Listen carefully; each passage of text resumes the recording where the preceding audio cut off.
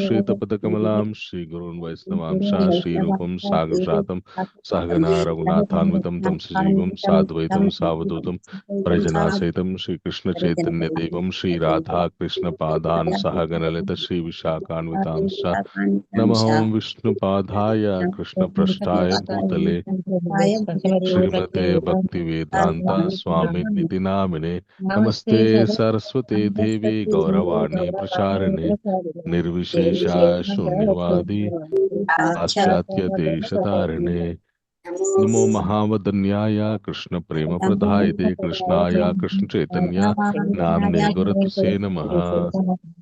हे कृष्ण करुणा सिंधो दीनबंधो जगत्पते गोपेश गोपिका कांता राधा कांता नमोस्तुते तप्त कांचन गौरांगी राधे वृंदावनेश्वरे वृषभानुसुते देवी प्रणमामि हरिप्रिये वाञ्छाकल्पतरोभयश्च कृपा सिन्धुभ्य एव च पतितानां पावनेभ्यो वैष्णवेभ्यो नमो नमः।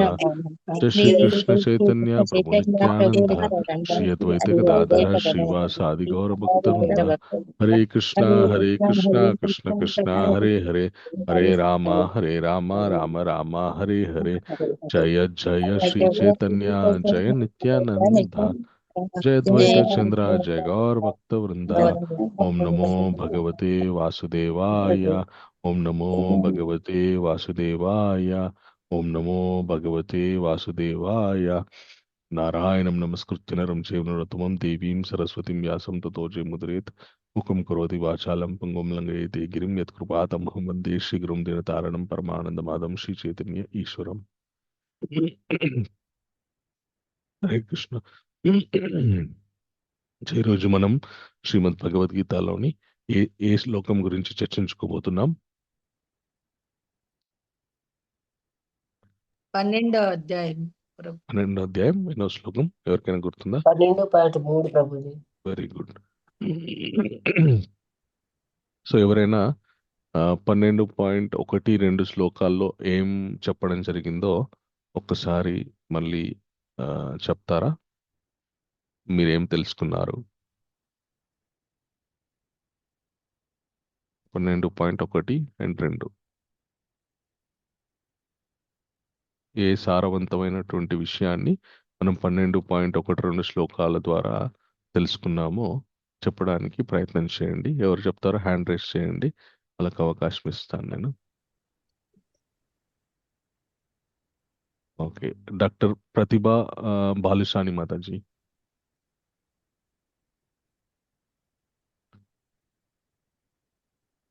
హరే కృష్ణ. ప్రతిభా మాతాజీ.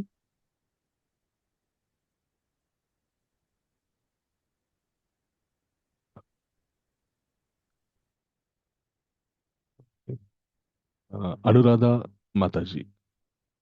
హరే కృష్ణ ప్రభుజీ. హరే కృష్ణ మాతాజీ. ఈ భక్తి యోగంలో ఫస్ట్ శ్లోకంలో ఏం చెప్పారంటే సాకారవాదులు గొప్ప, నిరాకారవాదులు గొప్ప. అంటే సాకారవాదుల్ని వ్యక్తిత్వవాదులు అని కూడా అంటారు. వీళ్ళని భగవాను యొక్క లక్షణాలు గురించి చెప్పారు. నిరాకారవాదులు భగవాను గురించి ఊహించుకోలేరని చెప్పారు ప్రభుజీ. ఇది దీంట్లో ఇంకా ఏం చెప్పారంటే భక్తి యోగంలో భక్తి చేయటమే గొప్ప అని చెప్తున్నారు Prabhuji. Very good, thank you. ఇంకెవరైనా చెప్తారా? ఎవరైనా యాడ్ చేస్తారా? పావని మాతాజీ. హరే కృష్ణ. అర్జునుడు అడుగుతున్నారు 12వ చాప్టర్ లో భక్తి యోగం నుంచి. ఇంకా చెప్పావు కదా కృష్ణ. సో భక్తియుక్త సేవలు ఎవరైతే ఉంటారో వాళ్ళు నిరాకార బ్రహ్మాన్ని పూర్తిగా దానిలోనే ఐక్యం అవ్వాలనుకుంటారా లేక సాకారవాదంగా ఉంటారా అనే డౌట్తో స్టార్ట్ చేస్తారు ప్రభుజీ. అప్పుడు సెకండ్ శ్లోకా నుంచి భగవంతుడు రిప్లై ఇవ్వడం స్టార్ట్ చేస్తారు. చాలా మంది సాకార పైన ఉన్నా గానీ దృష్టికి భక్తి శ్రద్ధలతో నన్ను గనక పూజిస్తే ఖచ్చితంగా అత్యంత పూర్ణుడుగా తయారవుతారు వాళ్ళు అని చెప్తారు. అది దానికంటే భక్తియుక్త సేవలో ఫస్ట్ మనం వినాల్సింది శ్రవణం అనేది కూడా ఇక్కడ నొక్కి వక్కాణించారు ప్రభుపాదుల వారు. హరే కృష్ణ. హరే కృష్ణ. థ్యాంక్ యూ మాతాజీ, చాలా చక్కగా చెప్పారు. సో భగవంతుడు అర్జునుడు అడిగినటువంటి ప్రశ్న, ఏవం సతతయుక్తాయే భక్త్యా స్వాం పరియుపాసతే ఏ చాప్యక్షరం అవ్యక్తాం తేషాం కే యోగ విత్తమాహ. ఆ, అక్షరమైనటువంటి అవ్యక్తమైనటువంటి ఈ రూపంతో మిమ్మల్ని ఆరాధిస్తే ఆ, ఆరాధించడం గొప్పనా, లేదంటే కనబడుతున్నటువంటి ఈ రూపాన్ని ఆరాధించడం గొప్పనా, ఏది గొప్ప నాకు చెప్పండి అనేటటువంటి ప్రశ్నకి భగవంతుడు సమాధానం ఇస్తూ నన్నుగా భజిస్తూ ధ్యానిస్తూ ఉంటే ఆ, నన్ను ఖచ్చితంగా చేరుకోగలరని చెబుతూ ఇప్పుడు ఈ రోజు శ్లోకంలో ఏం చెప్తారో మనం చూద్దాం. ఓకే, సో నాతో పాటు అందరూ చెప్పండి. ఏత్వాక్షరం అనిర్దేశ్యాం ఏత్వాక్షరం అనిర్దేశం అవ్యక్తం పర్యుపాసతే అవ్యక్తం పర్యుపాసతే సర్వత్ర గామచింత్యం చ సర్వత్రగామచింత్యం చ కూటస్థం అచలం ధ్రువాం. కూటస్థం ధ్రువం. తర్వాత మళ్ళీ ఒకసారి చదువుదాం ఒక్కొక్క లైన్. ఏత్వాక్షరం అనిర్దేశ్యాం అవ్యక్తం పర్యుపాసతే ఏత్వాక్షరం అనిర్దేశ్యం అవ్యక్తం పర్యుపాసతే సర్వత్ర గామచింత్యం చ కూటస్థం అచలం ధ్రువాం. సర్వత్రగామచింత్యం చ కూటస్థమచలం ధ్రువం. తర్వాత శ్లోకం కూడా చదువుదాం. సన్నియామేంద్రియాగ్రామాం సర్వత్ర సమబుద్ధయః సర్వత్ర సమబుద్ధయః తే ప్రాప్నువంతి మామేవ ప్రాప్నువంతి మామేవ సర్వభూతహితే రతాః. సర్వభూతహితే రతాః. మళ్ళీ ఒకసారి ఒక్కొక్క లైన్ చదువుదాం. సన్నియామ్యేంద్రియ గ్రామాం సర్వత్ర సమబుద్ధయః సన్నియామ్యేంద్రియగ్రామం సర్వత్ర సమబుద్ధయః తే ప్రాప్నువంతి మామేవ సర్వభూతహితే రతాః. ప్రాప్నువంతి మామేవ సర్వభూతహితే రతాః. శ్లోకం అనురాధ మాతాజీ చదువుతారా? ఫస్ట్ 12.3 శ్లోకం చదువుతా ప్రభు. చదువు. ఏ త్వక్షరమనిర్దేశ్యం అవ్యక్తం పర్యుపాసతే సర్వత్ర గమచింత్యం చ కూటస్థమచలం ధ్రువం. Hare thank you Krishna. Mataji. Hare Krishna. Thank you. Saroja Mataji 4వ శ్లోకం చదువుతారా? హరే కృష్ణ ప్రభుజీ హరే ధన్యవాదాలు. కృష్ణ మాతాజీ, దండవత్ ప్రణామం. సన్నియమేంద్రియ గ్రామం సర్వత్ర సమబుద్ధయః తే ప్రాప్నువంతి మామేవ సర్వభూత హితే రతాః. థ్యాంక్ హరే యూ కృష్ణ మాతాజీ. ప్రభుజీ. హరే కృష్ణ. పావని మాతాజీ అనువాదం చదవండి. హరే కృష్ణ ప్రభుజీ హరే దండోత్పన్నం. కృష్ణ, దండవత్ ప్రణామం. కానీ సర్వేంద్రియ నిగ్రహము మరియు సర్వుల ఎడ సమభావము కలిగి ఇంద్రియాతీతమును సర్వవ్యాపకమును అచిల్హీనను మార్పు లేనిదేమియు నిశ్చలమును స్థిరమును అవ్యక్తత్వమైన పరతత్వపు నిరాకార భావనను పరిపూర్ణముగా ఉపాసించు సర్వభూత హితులైన వారు కూడా అంత్యమున నన్ను పొందురు. Hare Krishna thank you. ప్రభుజీ. హరే కృష్ణ. శ్రీలత మాతాజీ భాష్యం ఇక్కడి వరకు చదవండి. హరే కృష్ణ ప్రభుజీ దండోత్ హరే కృష్ణ ప్రణామాలు మాతాజీ, ప్రభుజీ. దండవత్ ప్రణామం. భాష్యముపై శిల ప్రభుపాదుల వారికి జై. దేవాది దేవుడైన శ్రీకృష్ణుని ప్రత్యక్షంగా ఆరాధింపక పరోక్ష విధానమున అదే గమ్యమును సాధింప యత్నించు వారు కూడా చివరికి ఆ పరమగమ్యమైన శ్రీకృష్ణునే చేరుదురు. పెక్కు జన్మల పిదప జ్ఞాని అయిన వాడు వాసుదేవుడే సర్వస్వమని ఎరిగి నన్ను శరణు పొందును. భగవద్గీత 7.19. అనేక జన్మల పిదప మానవుడు సంపూర్ణ జ్ఞానమును పొందినంతనే శ్రీకృష్ణ భగవానుని శరణు పొందును.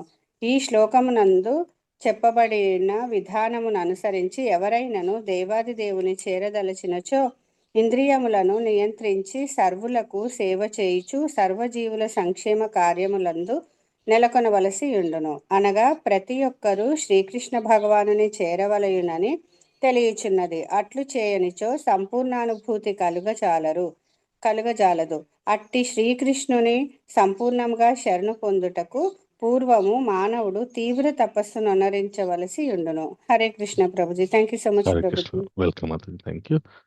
కళావతి మాతాజీ ఇక్కడ నుండి భాషను చదవండి. హరే కృష్ణ ప్రభుజీ. హరే కృష్ణ. హరే కృష్ణ ప్రభుజీ. దండవత్ ప్రణామం. దండవత్ ప్రణామం మాతాజీ. జీవాత్మ యందు పరమాత్మను చూచుటకై మానవుడు దర్శన, శ్రవణ, ఆస్వాదన, కర్మ వంటి ఇంద్రియ కార్యములను అరికట్టవలెను. అప్పుడే కొంచెం జరపండి ప్రభుజీ. ఒక్క నిమిషం.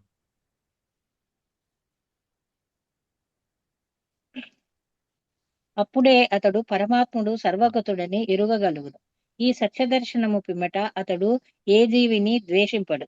అట్టి భావనలో అతడు బాహ్యాచ్ఛాదమును కాకుండా ఆత్మనే దర్శించుచుండుటచే మానవునికిని జంతువునకును నడుమ భేదమును చూడుడు. కానీ ఇట్టి నిరాకార బ్రహ్మానుభూతి విధానము సాధారణ మానవునికి అత్యంత కఠినమైనది. Hare Krishna thank you Prabhuji. మాతాజీ. హరే ధన్యవాద కృష్ణ. ప్రణామం. దండవత్ ప్రణామం. తర్వాత శ్లోకం కూడా చదివి తర్వాత మనం కొద్దిగా చర్చించుకుందాం. నాతో పాటు చెప్పండి అందరూ.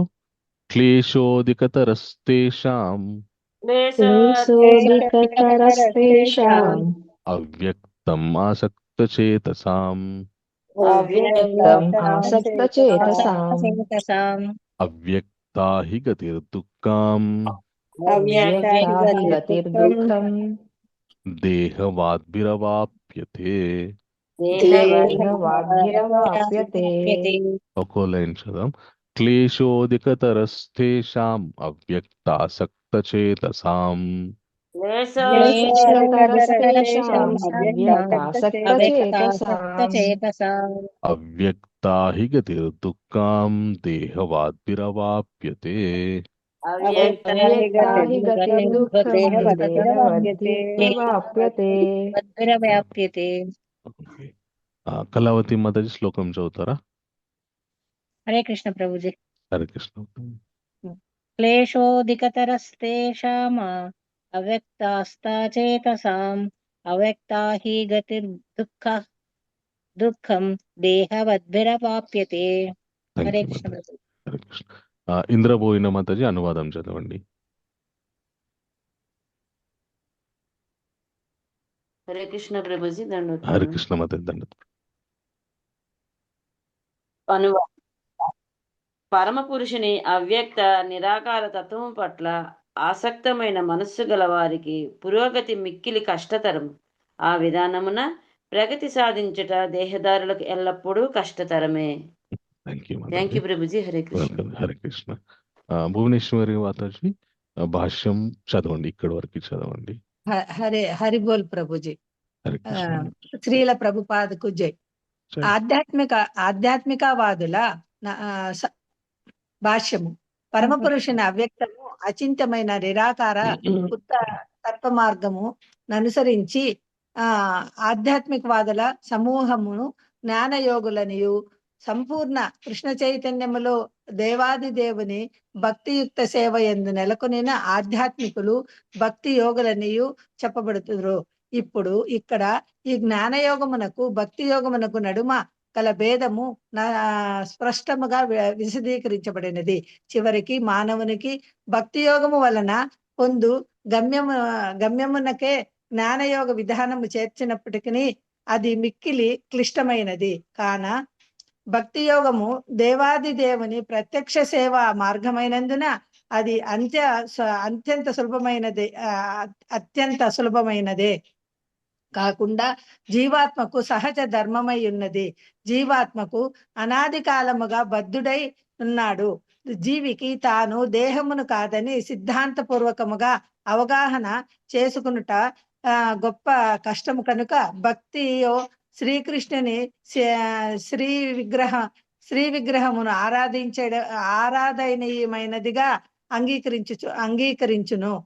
ఎందుకనగా మనస్సులో కొద్దిపాటి దేహభావన స్థిరమై ఉండుటచే దానిని ఆ విధముగా అతడు అర్చనలో వినియోగించును.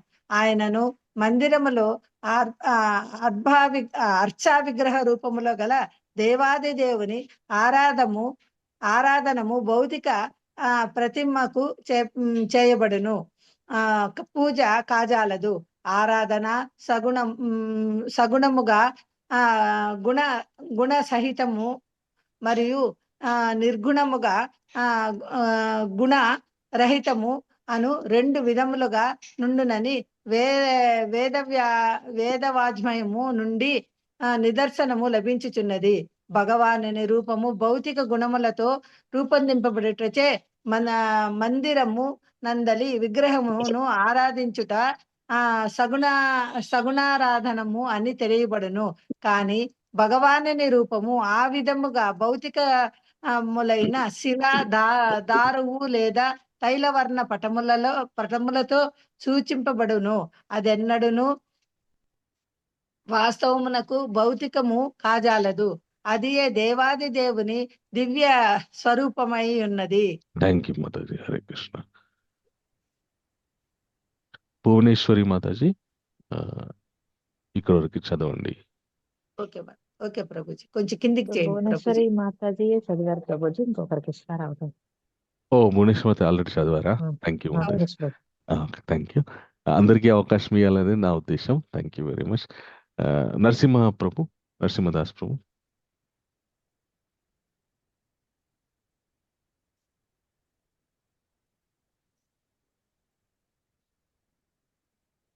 హరే కృష్ణ. నరసింహదాస్ ప్రభు చదువుతారా?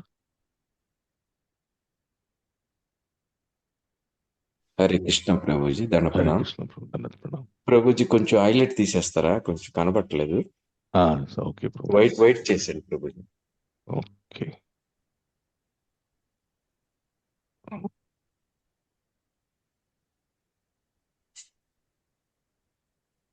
అనిపించట్లేదు ప్రభుజీ. ఒక్క నిమిషం. నార్మల్ చేసేయండి ప్రభుజీ. ఒక్క నిమిషం. ఒకసారి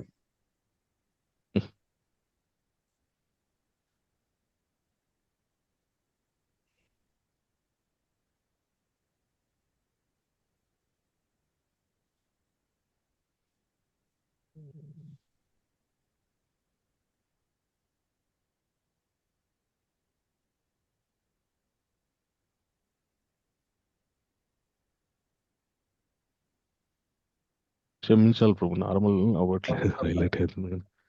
చూస్తాను ప్రభుజీ. నేను ఎన్లార్జ్ చేస్తాను. ఓకే ప్రభుజీ. ఓకే. ఒక సాధారణ ఉదాహరణను ఇక్కడ చెప్పవచ్చును. మనము మన బ్లాక్ తీయండి.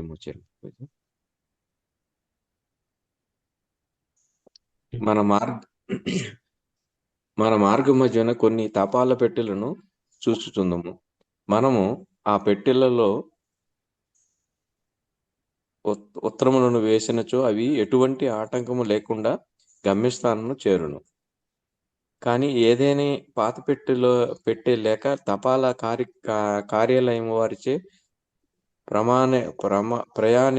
ప్రయాణీకరింపబడినట్టి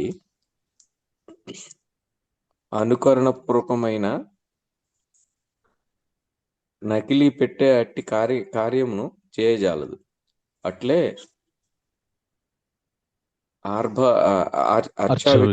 అర్చా విగ్రహము అని పిలువబడు శ్రీ విగ్రహ రూపంలో భగవానుడు ప్రామాణీకృతమైన ప్రాతినిధ్యమును కలిగి ఉండును. వాస్తవమునకు ఈ అర్చా విగ్రహము ఆ దేవాది దేవుని అవతారమే. భగవానుడు ఆ రూపం ద్వారా సేవలను గ్రహించును. దేవాది దేవుడు సర్వశక్తిమంతుడు, సర్వ సమర్థుడగుటచే ఆ భక్తుని సేవను అర్చా విగ్రహం అవతారము ద్వారా స్వీకరించును. బద్ధ జీవితమునందు గల వ్యక్తికి సౌకర్యము కలిగించుటకై అతడట్లు అర్చా విగ్రహము అవతారము ద్వారా భగవంతుని సేవలను గ్రహించును. హరే కృష్ణ ప్రభుజీ. హరే కృష్ణ. Thank you Prabhuji. సరోజ మాతాజీ ఈ తర్వాత ఇక్కడ నుండి చదవండి. హరే కృష్ణ ప్రభుజీ. హరే కృష్ణ.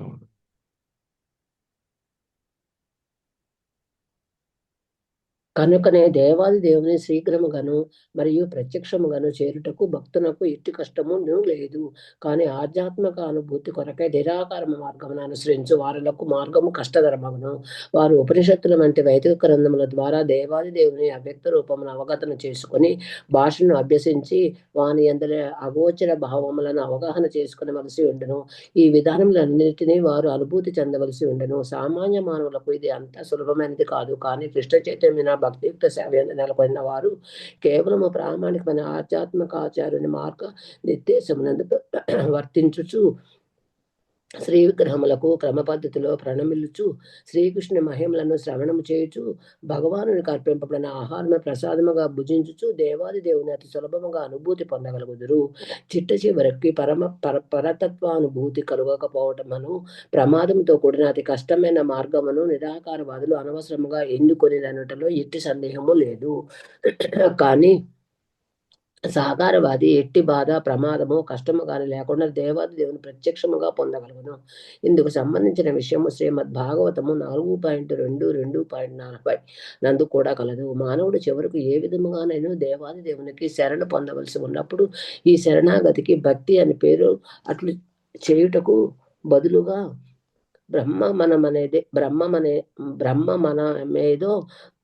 బ్రహ్మమనమేదో బ్రహ్మము కానిదేదో తెలుసుకున్నట్టుకు శ్రమపడుచు తమ జీవితమునంతటినీ ఆ విధముగా గడిపించో ఫలితము క్లిష్టతరమే కాగలదు. కనుక చివరి ఫలితము అనిశ్చితమై ఉన్నందున ఈ క్లిష్టతరమైన ఆత్మానుభూతి మార్గమును ఎవరును అనుసరింపరాదని ఇక్కడ ఆదేశింపబడుచున్నది. హరే కృష్ణ ప్రభుజీ. ధన్యవాద్ ప్రభుజీ. ఓం నమో భగవతే వాసుదేవాయ. Thank you very much. చాలా పెద్ద వ్యాసం ఉంది. ఓకే, ఇదొకటే. ఎవరు చదువుతారు?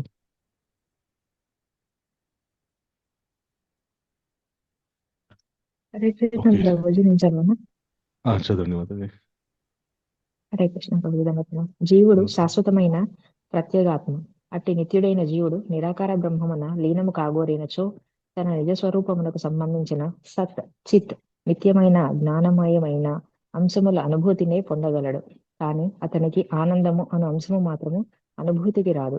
జ్ఞానయోగ విధానమున అత్యంత నిష్ణాతుడైనట్టి ఆధ్యాత్మికవాది ఎవరైనాను భక్తుని కృపచే భక్తి యోగకు లేదా భక్తియుక్త సేవకు రావచ్చును.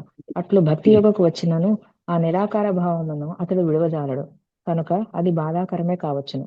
కనుక అతడు ఆ అవ్యక్త తత్వమును ఆరాధించు బద్ధజీవి అభ్యాస కాలమందును మరియు అనుభవ కాలమందును కూడా ఎల్లప్పుడూ కష్టములకే గురియగుచుండును.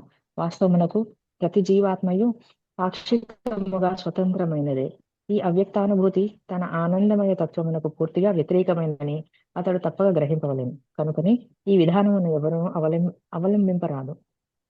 ప్రతి జీవునికి భక్తియుక్త సేవ యందు సంపూర్ణ వ్యాపకము కలిగించు కృష్ణ చైతన్య మార్గమే అత్యుత్తమైనది.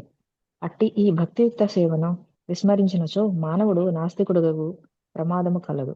ఈ శ్లోకమును చెప్పబడినట్లు ఇంద్రియాతీతమును అవ్యక్తమును అయిన అచింత్య తత్వముపై ధ్యానమును ఏకాగ్రము చేయి విధానమును ఎన్నడనూ ముఖ్యముగా ఈ యుగమును ప్రోత్సహింపకూడదు.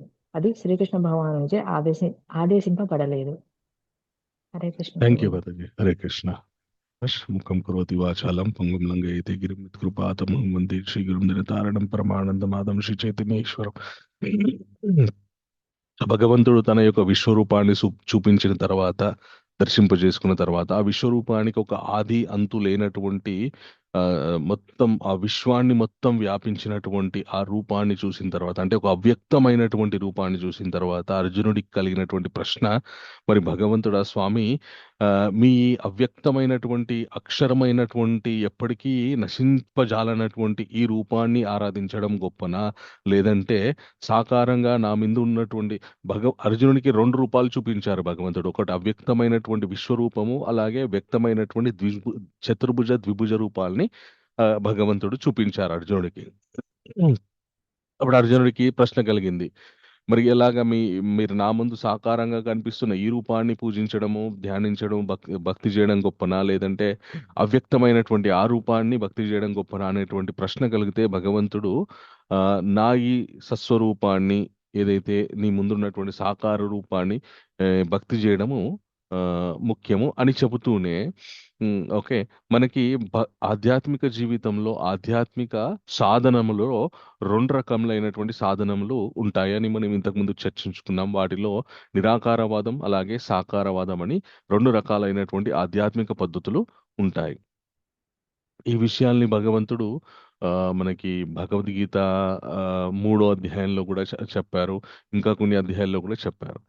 అయితే మరి ఎవరైతే నిరాకారవాదాన్ని నిరాకారవాదమే ప్రామాణికం అని చెప్పేసి నిరాకారవాదం మీదనే ఆ నిరాకారవాదమే ధ్యేయంగా భక్తియుత మన ఆధ్యాత్మిక సాధన చేస్తారో మరి వాళ్ళ పరిస్థితి ఏంటి అనేటటువంటి విషయాన్ని భగవంతుడు ఇక్కడ చెప్తున్నారనమాట.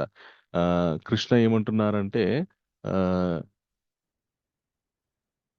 ఏత్వాక్షరం అనిదేశాం అవ్యక్తం పర్యుపాసతే సర్వత్ర గామ చింత్యం చ కూటస్థమచలం ధ్రువాం సన్నియామేంద్రియా గ్రామం సర్వత్ర సమబుద్ధే తే ప్రాప్నువంతి మామేవ సర్వభూత హితేరత. ఎవరైతే సమస్త ఇంద్రియాలను నిగ్రహించుకొని నా ఎడ సమభావంతో అలాగే నేనంతటా వ్యాపించి ఉన్నాను, నాకు మార్పు లేనిది, నాకు నాశనం లేదనేటటువంటి, నా రూపానికి నాశనం లేదనేటటువంటి భావనతోటి నిశ్చలమైనటువంటి స్థిర మనస్తత్వంతో ఈ అవ్యక్త పరతత్వాన్ని నిరాకార భావాన్ని పరిపూర్ణంగా ఎవరైతే ఉపాసిస్తూ భూతముల యందు మనుష్యుల యందు జంతువుల యందు సర్వభూతముల యందు సమదృష్టితోటి అలాగే సర్వభూతములో కూడా భగవంతుని యొక్క ప్రత్యక్షత ఉంది, భగవంతుడు ఉన్నాడనేటటువంటి భావనతోటి ఎవరైతే ఉపాసన చేస్తారో అవ్యక్తమైనటువంటి ఉపాసన, చివరికి వాళ్ళు కూడా నన్నే చేరుకుంటారు అని చెప్పేసి భగవంతుడు చెప్తున్నారనమాట. సాకారంగా భగవంతుణ్ణి భక్తి చేసి ధ్యానించి పూజించిన నిరాకారం మన భక్తియుత సేవలో మనం చేసేటటువంటి ముఖ్యమైనటువంటి విధి విధానములు ఏంటివి? ఎవరైనా చెప్పడానికి ప్రయత్నం చేయండి. భక్తిలో ఒక 9 ముఖ్యమైనటువంటి అంశాలు మనము చేస్తూ ఉంటాం. శ్రవణం కీర్తనం శ్రవణం, విష్ణు కీర్తనం, స్మరణం స్మరణం, అర్చనం పాదసేవనం, అర్చనం, పాదసేవనం దాస్యం, వందనం ఆత్మనివేదనం. ఓకే, సో ఈ నవవిధ భక్తి అనేటువంటిది ఏదైతే ఉందో 9 రకాలుగా మనం భగవంతునితోటి ఒక సంబంధాన్ని ఏర్పరచుకోవడానికి ప్రయత్నం చేస్తాం. నిరాకారవాదంలో ఇవి ఉండదు. కేవలము ఒక అవ్యక్తమైనటువంటి విషయం మీద ధ్యానించడం మాత్రమే, తమని తాము అంతర్ముఖులై ధ్యానిస్తూ ఉండటం, అది నిరాకారమైనటువంటి సాధన. ఓకే, కానీ భక్తిలో ఉన్నటువంటి అత్యంత అద్భుతమైనటువంటి సౌలభ్యం ఏంటి అంటే ఒక మనుష్యుడికి కొందరికి భగవంతుని చూస్తూ ఆయన మీద ప్రేమ పెంపొందించుకోవడం సులభం, కొందరికి ఆయన గురించి వింటూ, కొందరికి ఆయన్ని అర్చిస్తూ, కొందరికి ఆయనకి ఆయన శ్రీ విగ్రహానికి పాదసేవను, ఇలాగా 9 రకాలైనటువంటి ఆప్షన్స్ మనకి భక్తిలో ఇచ్చారు. కానీ నిరాకారవాదంలో అది ఉండదు. కేవలం ఒక అవ్యక్తమైనటువంటి రూపాన్ని మీద మాత్రమే ధ్యానించడం అనేటటువంటి ప్రక్రియ మాత్రమే ఉంటుందన్నమాట. మనం ఒకవేళ ఒక చోట ఎక్కడైనా కూర్చున్నాం అనుకోండి, కూర్చొని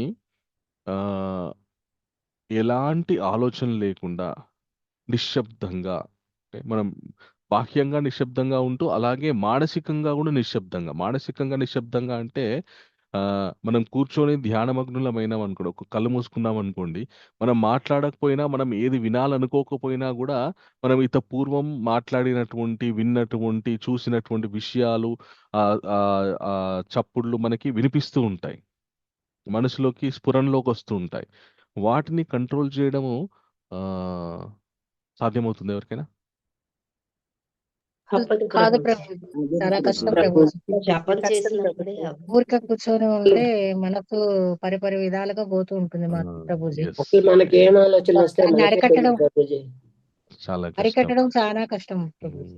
ఏదో ఒకటి మనం ఒకటి దాని మీద భగవంతుడి మీద దృష్టి పెట్టుకుంటే ఆలోచనలన్నీ భగవంతుడి మీదకి వస్తాయి ప్రభుజీ.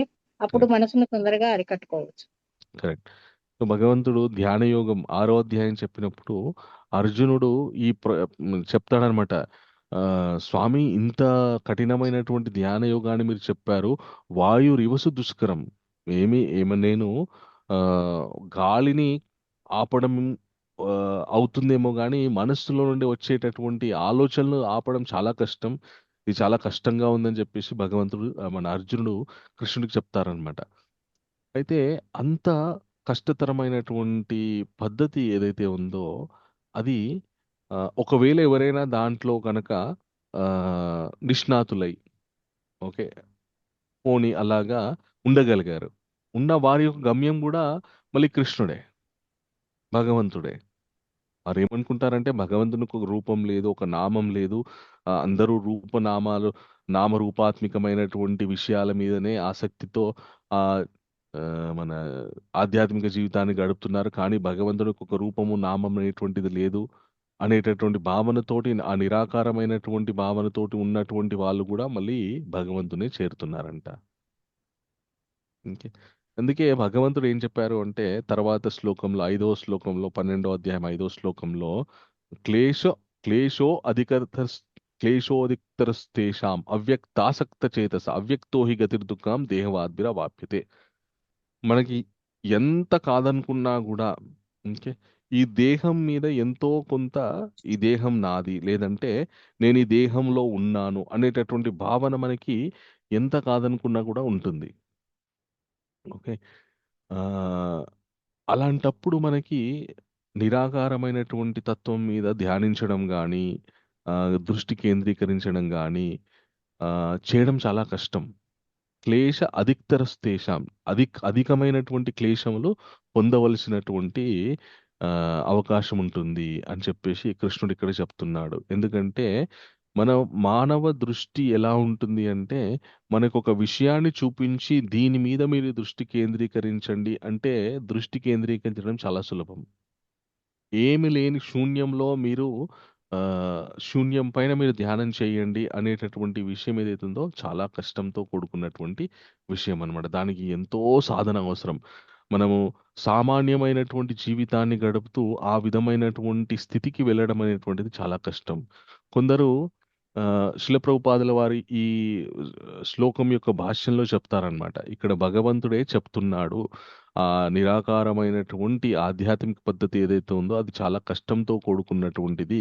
సో అలాంటి పద్ధతిని ప్ర ప్రతిపాదించడం అనేటువంటిది అది సరైనటువంటిది కాదు. అంటే చెయ్యకూడదని కాదు. అది ఏ ముఖ్యమైనటువంటిది, గొప్ప విషయము, ఆ పద్ధతియే గొప్పది అని ప్రతిపాదించడము సరైనటువంటి విషయం, సబబు కాదని చెప్పి శిల ప్రభుపాదుల వారు చెప్తున్నాం. ఇక్కడ భగవంతుడు కూడా నిరాకార తత్వ సాధనని వ్యతిరేకించట్లేదు. ఆయన కూడా ఇక్కడ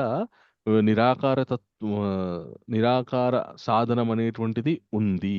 అది చేసినా నన్నే చేరుకుంటారు. కానీ కష్టమని చెప్తున్నారు కానీ అది తప్పు అని చెప్పట్లేదు. మనము ఆ విషయాన్ని చాలా చక్కగా అర్థం చేసుకోవడానికి ప్రయత్నం చేయాలి అన్నమాట. ఎందుకంటే మనకి చాలా ఆధ్యాత్మిక సాధనలు, ఆధ్యాత్మిక గురువులు ఎంతో మంది ఉన్నారు. వారందరూ ఒకే విషయం గురించి బోధిస్తారా అంటే కాదు. ఓకే. బోధన అంటే భగవంతుని గురించి చెప్తున్నట్టే ఉంటుంది. కానీ గమ్యము, చివరికి చేరుకోవాల్సినటువంటి గమ్యము లేదంటే ఏ విధమైనటువంటి మన అండర్స్టాండింగ్, ఏ విధమైనటువంటి భావనతోటి భగవంతుణ్ణి పూజించాలి, ధ్యానించాలి, భక్తి చేయాలి అనేటటువంటి విషయాన్ని పలు ఆధ్యాత్మికవేత్తలు వివిధ రకాలుగా బోధిస్తారు. ఉదాహరణకి మనకి తెలుగునాట ఎన్నో సో ఎన్నో ఆధ్యాత్మిక సంశయాల్ని క్లియర్ చేసేటటువంటి ఈ 3 శ్లోకాలు. ఓకే. ఆధ్యాత్మిక పద్ధతులు ఎన్నో ఉన్నాయి కానీ అన్నిటి గమ్యం ఒకటై ఉండదు. కొన్నిటి గమ్యము ఆ సాకార రూపాన్ని, భక్తి యొక్క గమ్యము ఆ భగవంతుని యొక్క సాకార రూపాన్ని పొందడానికి మాత్రమే. ఎందుకంటే సులభతరము, ప్రతి ఒక్క మనుష్యుడు, ప్రతి ఒక్క జీవుడు దాన్ని పాటించి సులభంగా భగవంతుని చేరుకోగలడు అనేటటువంటి భావన, అర్థం మనకు ఉండాలి. ఓకే. సో ఆ యొక్క అండర్స్టాండింగ్ మనకు లేదనుకోండి, ఎప్పుడు కూడా మనం సాధన చేస్తున్నప్పుడు ఆ, భేదాలు కనిపిస్తూ ఉంటాయన్నమాట. అరే, ఇక్కడ ఎందుకు ఇలా చేయట్లేదు, అక్కడ ఎందుకు ఇలా చేయట్లేదు, అది కరెక్టా, ఇది కరెక్టా, ఏది పట్టుకుంటే ముందుకెళ్తాము. ఉం. మళ్ళీ ఆ, ఈ పద్ధతి వాళ్ళు ఆ పద్ధతికి వ్యతిరేకులా, ఆ పద్ధతి వాళ్ళు ఈ పద్ధతికి వ్యతిరేకులా అనేటటువంటి సంశయం ఉండి మనము సంశయాత్మ వినశ్యతి. ఎప్పుడైతే సంశయంతో మనం సాధన చేస్తామో ఆ సాధన పరిపూర్ణం అవ్వదు, పరిపక్వత చెందదన్నమాట. అందు గురించని మనం ఈ 12వ అధ్యాయంలో ఈ శ్లోకాలు మళ్ళీ భగవంతుడే చెప్తాడు. మరి ఆ భక్తిని నేర్చుకోవడం ఎలాగా అనేటటువంటి విషయాలు మళ్ళీ ఈ అధ్యాయంలో భగవంతుడే చెప్తాడు. చాలా గొప్ప అధ్యాయం అన్నమాట. ఓకే. సో మనం ఇప్పటికి మనం అర్థం చేసుకోవాల్సినటువంటి విషయం ఏంటి అంటే, ఒక రెండు ప్రామాణికమైనటువంటి ఆధ్యాత్మిక పద్ధతులు ఉన్నాయి: నిరాకార, సాకార. అంటే నిరాకారం అనేటువంటిది కష్టంతో కూడుకున్నటువంటి తప్పు, వ్యతిరేకించాలి అనేటటువంటి విషయాన్ని మనం వ్యతిరేకించాలి, వ్యతిరేకించకూడదు. కానీ కష్టము అనేటటువంటి భావన మనకి సాక్షాత్ భగవంతుడే చెప్తున్నాడు కాబట్టి, ఓహో, నిరాకార తత్వాన్ని ధ్యానించడము, ఆ తత్వమే పరమ సత్యమని తెలుసుకొని సాధన ఆ విధంగా చేయడం అనేటువంటిది చాలా కష్టంతో కూడుకున్నటువంటి విషయం అని భగవంతుడు చెప్తున్నారు. కాబట్టి అతి సులభమైనటువంటి భక్తిని నేను అవలంబిస్తాను. సో ఆ భక్తిని ప్రతిపాదించేటటువంటి సాకార, చివరిగా గమ్యం కూడా సాకార రూపమే, భగవంతుని సాకార రూపాన్ని పొందడమే గమ్యం అనే విధంగా ఏ ఏ బోధనలు ఉంటాయో వాటన్నిటిని నేను పాటించడానికి ప్రయత్నం చేస్తాను అనే విధంగా మనకి అర్థం అవ్వాలి అన్నమాట. ఎందుకంటే భగవంతుడే చెప్తాడు ఆ 8వ అధ్యాయంలో, అనన్య చేత సతతం యోమాం స్మరతి నిత్యస తస్యాహం సులభ పార్థ నిత్యయుక్తస్య యోగినా. ఎవరైతే అనన్య మనస్సుతో నన్ను ఆ, జపం చేస్తుంటారో, స్మరిస్తుంటారో చాలా సులభంగా నన్ను పొందుతారు అర్జున అని చెప్పేసి భగవంతుడే చెప్పారు ఆల్రెడీ 8వ అధ్యాయంలో. సో ఇక్కడ మళ్ళీ భగవంతుడు చెప్పకనే చెప్తున్నారు. ఆ భగవంతుని యొక్క నామస్మరణ, భగవంతుని యొక్క సాకార రూప ధ్యానము, భక్తి ఏదైతే ఉందో సులభం అని చెప్పేసి ఆ విషయాన్ని మనం అతి తాత్వికమైనటువంటి విషయాన్ని మనము అర్థం చేసుకోవడానికి ప్రయత్నం చేయాలి. ఎందుకంటే భక్తి జీవితంలో మనము ఆ, ఏ పద్ధతి ఎందుకు ఉందో క్లారిటీ లేదనుకోండి, మనకి మళ్ళీ కన్ఫ్యూజన్ అయిపోతూ ఉంటుందన్నమాట. అందు గురించని క్లారిటీగా, క్లియర్గా మనము అర్థం చేసుకోవడానికి ప్రయత్నం చేయాలి. మనం దేనికి వ్యతిరేకులం అవ్వకూడదు, కానీ ఏది ఎందుకు ఉందో తెలుసుకొని ఆ విధంగా మన యొక్క సాధన ఉండాలి. ఓకే. సో అది నేను ఈ శ్లోకాల ద్వారా ఆ, చెప్పాలనుకున్నాను. అలాగే భగవంతుడు ఏదైతే చెప్పారో ఆ విషయాన్ని మళ్ళీ మళ్ళీ క్లియర్గా మనము కొన్నిసార్లు మిస్ అయ్యే అవకాశం ఉంటుంది. సో ఆ మిస్ అవ్వకూడదని చెప్పేసి నేను కొద్దిగా స్వేచ్ఛ తీసుకొని ఉదాహరణ ఇచ్చి మనకి సమాజంలో ఇప్పుడు ఉన్నటువంటి ఆధ్యాత్మిక ఆచారాలు, ఆధ్యాత్మిక పద్ధతులను ఉదహరిస్తూ చెప్పాను. మనం ఒక విషయం ఏంటి అంటే, ఎవరిని కూడా వ్యతిరేకించదు మనము. భగవన్ నామస్తుతి ఎక్కడుందో మనం దాన్ని చక్కగా ఆస్వాదించాలి. కానీ అది నన్ను ఏ గమ్యానికి తీసుకెళ్తుందో అనేటటువంటి క్లారిటీతోని మనము ఉండాలి. ఓకే. హరే కృష్ణ. ఒక 2 నిమిషాల సమయం అండి. ఏమైనా ప్రశ్నలు ఉంటే 2 నిమిషాల తర్వాత తీసుకుంటాను. దయచేసి ఉండండి. హరే కృష్ణ.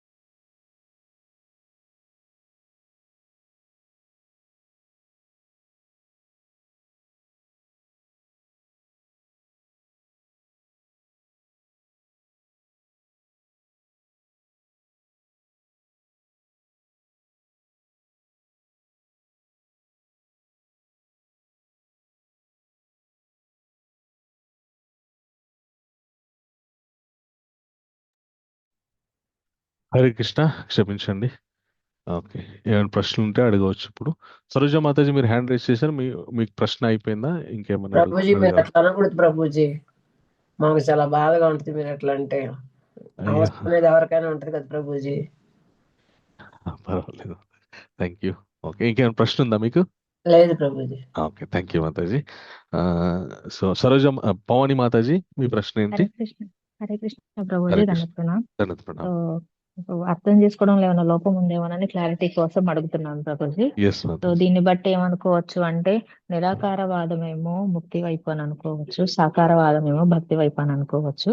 అవును. ఫైనల్ గా మనం భక్తి చేసేది ముక్తి కోసమే అయినా సరే, ఎటువంటి ముక్తి కోసం మనము చేస్తున్నాం ఈ భక్తి అనే క్లారిటీతో చేస్తే వెరీ గుడ్, ఖచ్చితంగా భక్తి.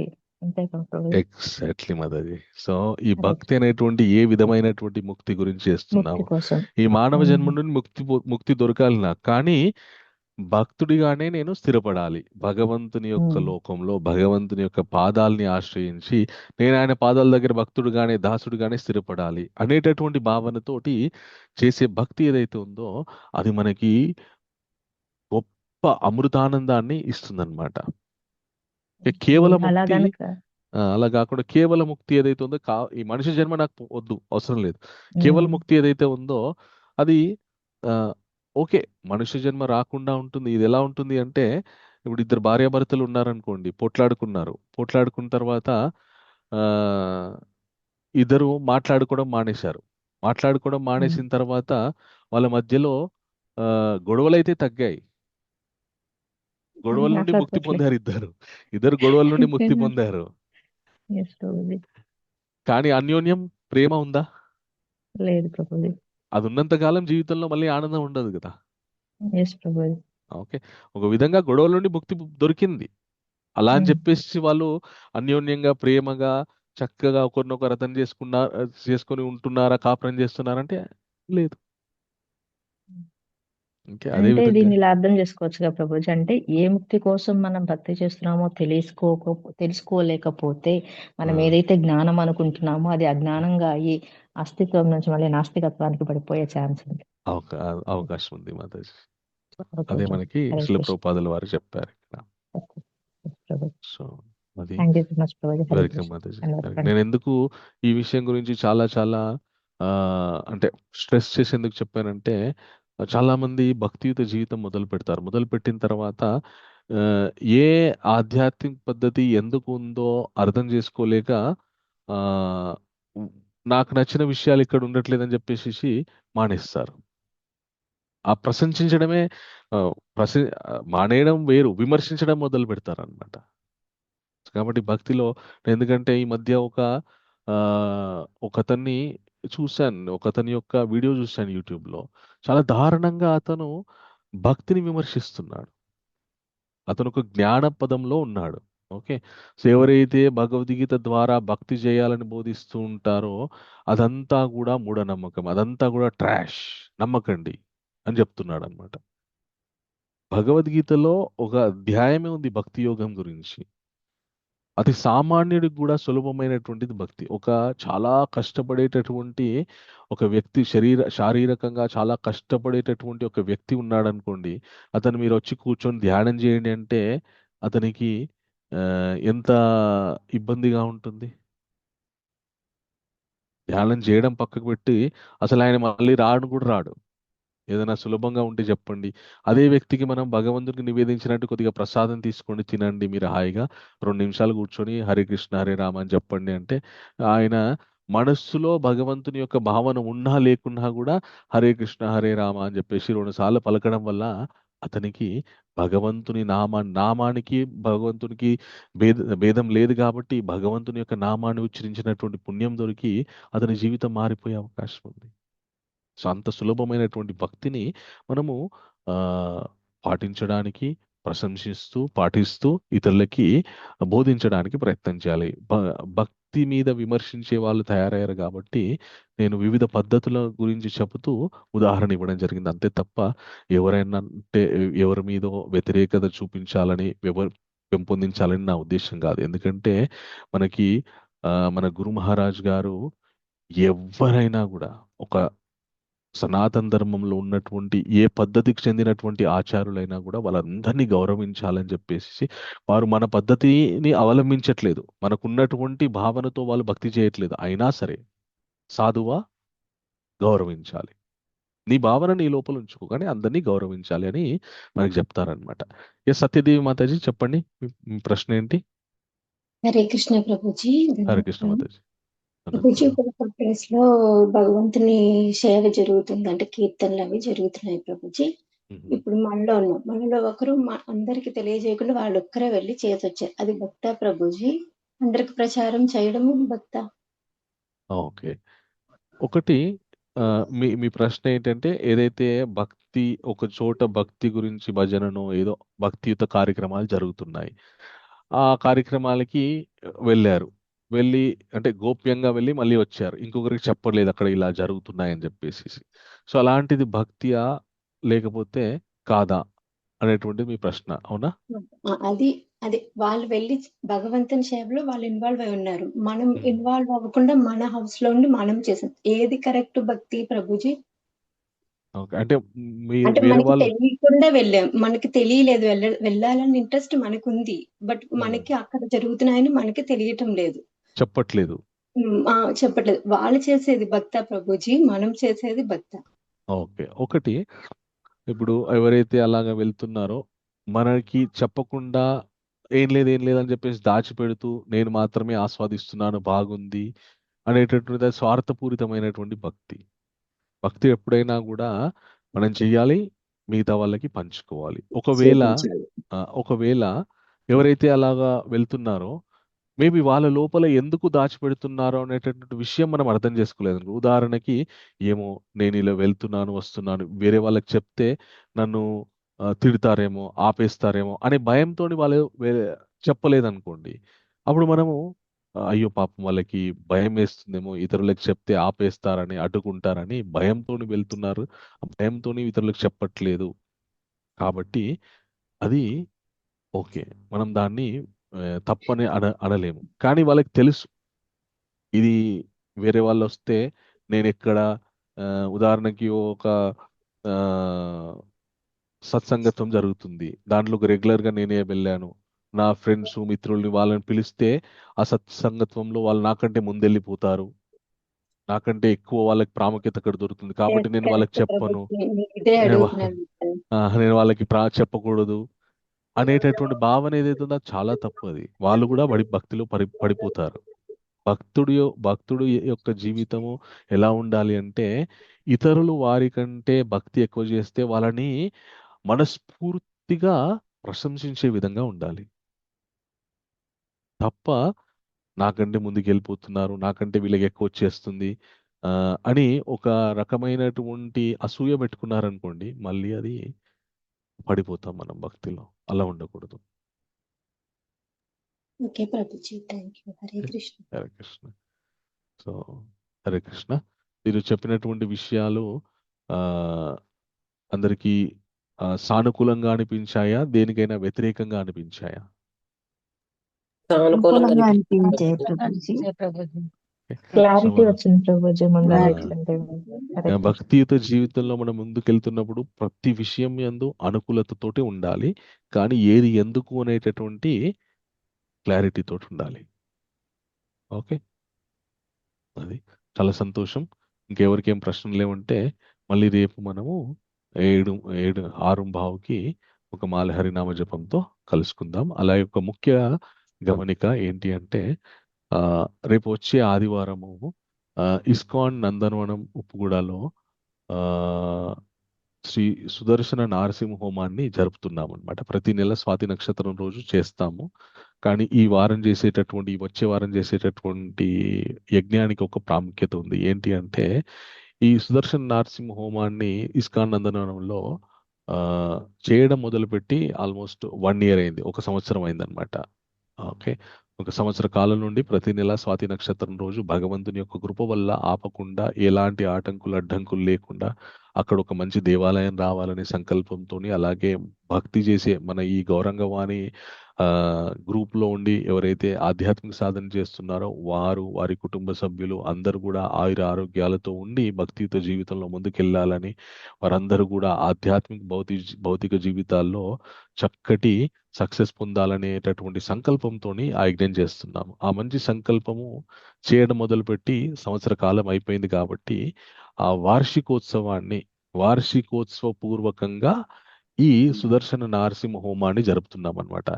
ఈ సంవత్సర కాలం పోయిన వారానికే అయిపోయింది. పోయిన వారం అంత 2 వారాల క్రితమే సంవత్సర కాలం ఆల్రెడీ 1 year అయింది. కానీ నార్మల్ రోజు పెడితే అందరికీ రావడానికి వీలుండదని చెప్పేసి ఈ రేపు ఆదివారము ఫిబ్రవరి 8వ తారీఖు ఆదివారం రోజు స్వాతి నక్షత్రం వస్తుందన్నమాట. అందు గురించి ఆదివారం అందరికీ రావడానికి వీలుంటుందనే ఉద్దేశంతో ఈ ఆదివారం స్వాతి నక్షత్రం రోజు వస్తుంది కాబట్టి ఆ రోజు 9:30 నుండి సుదర్శన నారసింహ హోమము కొద్దిగా పెద్ద ఎత్తున జరిపించడం జరుగుతుంది. ఆ యజ్ఞానికి సంబంధించినటువంటి పోస్టర్ అన్ని గ్రూపుల్లో షేర్ చేయడం జరిగింది. మీకు కూడా పంచుకోవాలని అనిపిస్తే దయచేసి ఓకే ఎస్ మాతేజ డొనేషన్ డీటెయిల్స్ కూడా ఆ పోస్టర్లో ఉన్నాయి. ఓకే, సో మీకు కూడా మీరు ప్రత్యక్షంగా పరోక్షంగా ఏదో ఒక విధంగా యజ్ఞంలో పాలు పంచుకోవాలంటే ప్రత్యక్షంగా రావాలంటే ముందుగా చెప్పండి, మీ గురించి ఒక సీట్ రిజర్వ్ చేసి పెడతాము. పరోక్షంగా అంటే మీ తోచిన డొనేషన్ చేసి మీ కుటుంబ సభ్యుల పేరు గోత్రనామాలు ఇస్తే సంకల్పంలో చదవడం జరుగుతుంది. సో దయచేసి రాగలిగిన వాళ్ళంతా కూడా రండి. దంపతులు వస్తే చాలా చాలా సంతోషం. మీ భాగస్వాములతోటి రాగలిగితే రండి, వచ్చి మీరు కూడా యజ్ఞం మీద కూర్చోండి.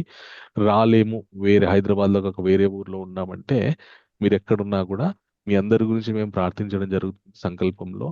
అలాగే ఎంతో కొంత ద్రవ్య సహాయం చేయాలనుకుంటే కూడా మీరు చేయొచ్చు. హరే కృష్ణ. ఆ నారసింహుడి యొక్క కృప మీ అందరికీ ఉండాలని మనస్ఫూర్తిగా కోరుకుంటూ, మీ అందరి జీవితాల్లో ఉన్నటువంటి అడ్డంకులు ఏవైతే ఉన్నాయో మీ భౌతిక జీవితంలో అలాగే ఆధ్యాత్మిక జీవితంలో ఉన్నటువంటి అడ్డంకులు ఏవైతే ఉన్నాయో అవన్నీ తొలగిపోవాలని, మీరు పరిపూర్ణంగా ఆధ్యాత్మిక భౌతిక జీవితాల్లో చక్కటి సక్సెస్ పొందాలని కోరుకుంటూ ఈ సంకల్పంతో యజ్ఞం చేయడం జరుగుతుంది. కాబట్టి సాధ్యమే వీలైతే రండి. ఒకవేళ రాలేని పక్షంలో ఇబ్బంది ఏం లేదు, మీ గోత్ర నామాలు మాకు పంపండి, మీ గురించి కూడా సంకల్పం చేస్తాం. ఓకే, హరే కృష్ణ. అదే చెప్పాలనుకున్నాను. ఓకే, ఇంకెవరికైనా ప్రశ్నలు ఉన్నాయా? ఓకే, చాలా సంతోషం. రేపు ఉదయం 6:15 హరినామ జపంతో కలుసుకుందాం అందరం. హరే కృష్ణ. వంచాకల్పతరుభ్యశ్చ కృపా సింధుభ్యేవచ పతితానాం భావనేభ్యో వైష్ణవేభ్యో నమో నమః. హరే కృష్ణ ప్రభుజీ. హరే కృష్ణ. హరే కృష్ణ ప్రభుజీ. హరే కృష్ణ. దండవత్ ప్రణామం.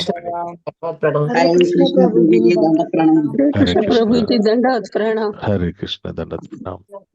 భక్తులు చాలా బాగా చెప్పారు ప్రభుజీ. థ్యాంక్ యూ మాతాజీ. హరే కృష్ణ.